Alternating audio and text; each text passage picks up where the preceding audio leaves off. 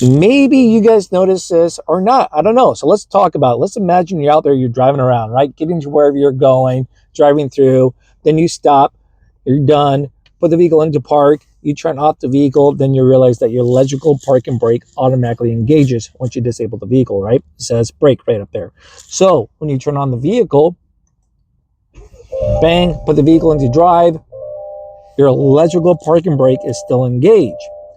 So you have to apply your foot down onto the brake pedal, and then you got to pull that button out to release it, right? It's kind of annoying.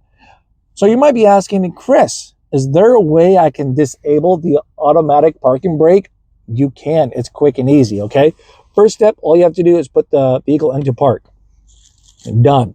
Now from there, you want to make sure your electrical parking brake is engaged once again, okay? So go push that in. There we go. You want to make sure it says the red brake right down there. Now, without putting your foot on the brake, no foot on the brake, you gotta push it in and hold. Wait for a big beep, let go right away, and then push it in again. You hear that one long beep? That means it's disabled.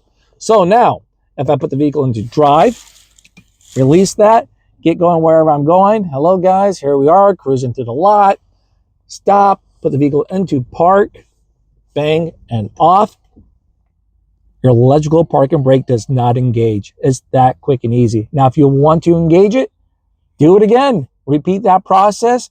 Instead of hitting a double beep or a single beep, each of those means one's on and the other one's off, okay? Quick and easy.